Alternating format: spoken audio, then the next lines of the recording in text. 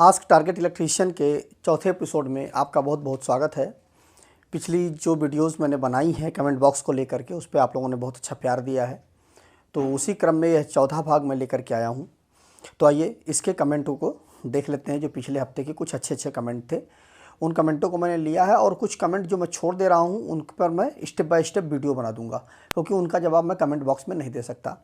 पहला है रजनीकांत जी का है कि ब्रीदर कैसे काम करता है। तो ट्रांसफार्मर में जो ब्रीदर लगा हुआ होता है उसमें सिलिका जेली भरी हुई होती है, जो कि मॉइस्चर को सोखने का काम करती है।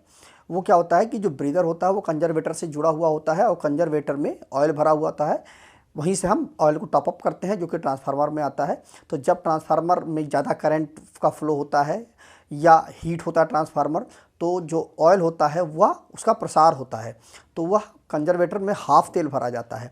तो हाफ हिस्सा जिसमें हवा भरी हुई होती है, हवा होती है अपने आप, जहाँ पर भी ऑयल नहीं होगा या कोई ठोस चीज़ नहीं होगी, मतलब जैसे लिक्विड है कोई भी चीज़ है, वहाँ पे नहीं, वो खाली स्थान होगा, वहाँ पर एयर अपने आप आ जाएगी।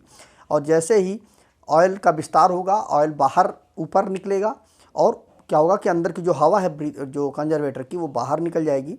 लेकिन जब कुछ देर के बाद, 1 घंटा 2 घंटा 10 घंटा के बाद, जब टेम्परेचर कम होगा और जो ऑयल है उसका संकुचन होगा, तो इसी ब्रीदर के माध्यम से ही हवा, मतलब चूँकि ऑयल का लेवल नीचे डाउन होगा तो खाली टैंक आएगा। अब खाली टैंक में हवा तो अपने आप आएगी, तो वह ब्रीदर के माध्यम से ही होकर के वो हवा अंदर जाती है। तो अगर उसमें सिलिका जेली भरी हुई होती है तो वो क्या करती है, बाहर वातावरण में जो भी मॉइस्चर वगैरह है वो पूरे मॉइस्चर को चूस करके, सुखा करके सूखी हवा अंदर भेजती है, जिससे हमारा ट्रांसफार्मर ऑयल जल्दी ख़राब नहीं होता है। तो ब्रीदर का ये काम होता है।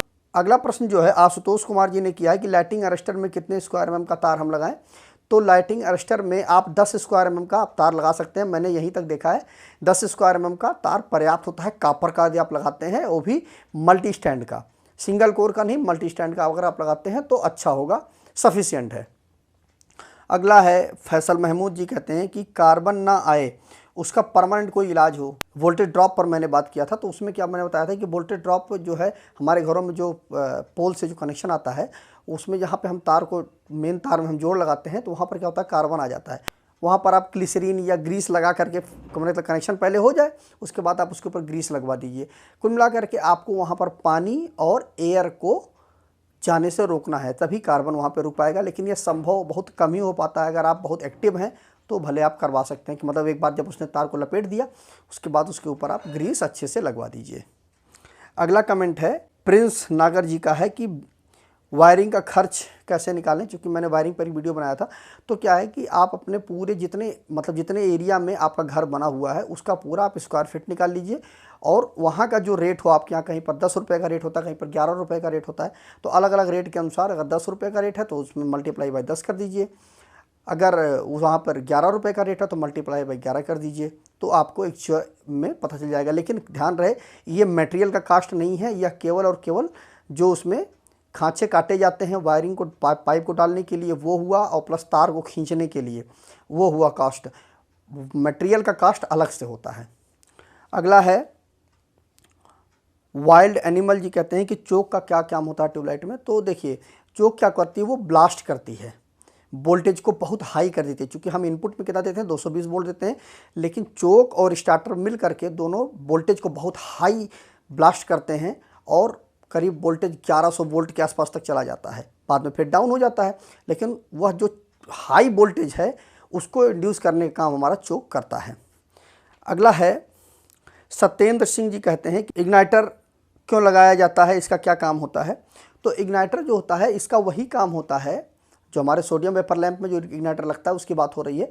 तो इग्नाइटर का वही काम होता है जो ट्यूबलाइट में स्टार्टर का काम होता है। दोनों सेम होते हैं। देखिए, इसमें लिखा हुआ इग्नाइटर का, इग्निशन से इसका मतलब है कि वह इग्निशन करता है, वही काम करता है जो स्टार्टर काम करता है ट्यूबलाइट में। अमित चौधरी जी कहते हैं कि 20 एम्पियर की एमसीबी की जगह पर हम 32 एम्पियर की एमसीबी लगाएं तो क्या होगा।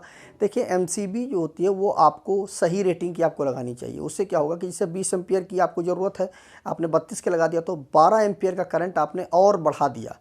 अब वहाँ पर मान लीजिए कहीं शॉर्ट सर्किट होती है आपके घर में, या कहीं कोई प्रॉब्लम होती है, तो 12 एम्पियर और उसमें फ्लो होगा। उसके बाद फिर उसका ट्रिप करने का समय आएगा, तब तक हो सकता है आपके घर के कुछ इक्विपमेंट ख़राब भी हो सकते हैं। तो इसलिए आप सही रेटिंग का एमसीबी लगाएं।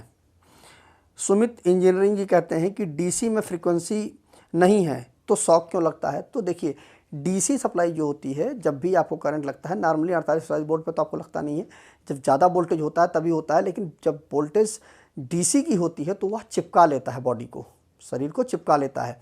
लेकिन एसी जो होती है वो झटका देता है। क्यों? क्योंकि उसमें फ्रीक्वेंसी होती है। इसी कारण से एसी से लोग बच भी सकते हैं, लेकिन अगर डीसी का शॉक लगता है तो आदमी बिल्कुल नहीं बचेगा, क्योंकि उसमें फ्रीक्वेंसी नहीं होती है। अगला प्रश्न है कि गोवर्धन दास जी कहते हैं कि 2 कूलर 10 घंटे तक चलाना है, सीलिंग फ़ैन 20 घंटे तक चलाना है, टेबल फ़ैन 24 घंटे तक चलाना है, तो हम कितने किलोवाट का सोलर पैनल लगवाएं। तो देखिए, उसके लिए सबसे सिंपल तरीका है, यह चीज़ मैंने सोलर पैनल के ऊपर वीडियो बनाई थी उस पर मैंने बताया भी था, फिर मैं क्लियर कर देता हूँ आपको कि देखिए, आपको सबसे पहले अपने घर का टोटल लोड निकाल लेना है। टोटल लोड निकाल करके जितना आ रहा है उसको किलोवाट में कन्वर्ट कर लीजिए, उसके बाद ही आप जा करके वहाँ पर पैनल लीजिए। सबसे पहले आपको अपने घर का लोड निकालना है कि कितने इक्विपमेंटों को आपको उससे चलाना है। अगला है, विपिन कुमार जी कहते हैं कि गेज क्या होता है। देखिए, गेज जो होता है वो वायर को नापने का साधन होता है कि यह पता करना हो कि आपका वो तार कितना मोटा है, ठीक है, वह कितना मोटा है। तो उस चीज़ के लिए आपको एक गेज आता है। गेज में खांचे बने हुए होते हैं, उसमें आप तार को डालेंगे तो जितने में वो एकदम फ्रीली चला जाए, ना लूज हो और ना टाइट हो, तो उससे वही तार की मोटाई को बताता है। तो गेज क्या करते हैं, जैसे 4 स्क्वायर mm 5 स्क्वायर mm, तो वो एग्जैक्ट बता देता है कि कितने mm का वो तार है। जो लोगों के कमेंट का जवाब मैं नहीं दे पाया हूँ उनके लिए क्षमा चाहता हूँ, क्योंकि जितने कमेंट मैं ले सकता था, क्योंकि बहुत बड़ी वीडियो बनाना भी उचित नहीं है, तो जो अच्छे अच्छे कमेंट थे उनको मैंने ले लिया है और कुछ कमेंटों को मैंने रख लिया है जो कि मैं वीडियो बनाऊंगा। और जिन लोगों के कमेंटों का जवाब नहीं मिल पाया है उन लोगों के, तो वो दोबारा कमेंट करेंगे तो मैं उस पर भी अच्छी सी वीडियो बना के लेके आऊँगा, या अगले कमेंट बॉक्स में शामिल कर लूँगा। तो आज की वीडियो में बस इतना ही। वीडियो अगर अच्छा लगा हो तो वीडियो को ज़्यादा से ज़्यादा लाइक कर दीजिएगा, शेयर कर दीजिएगा, और हो सके तो जाते जाते चैनल को सब्सक्राइब करके ऑल नोटिफिकेशन बेल आइकन को जरूर प्रेस कर दीजिएगा। तो मिलता है एक नए वीडियो के साथ। नमस्कार दोस्तों।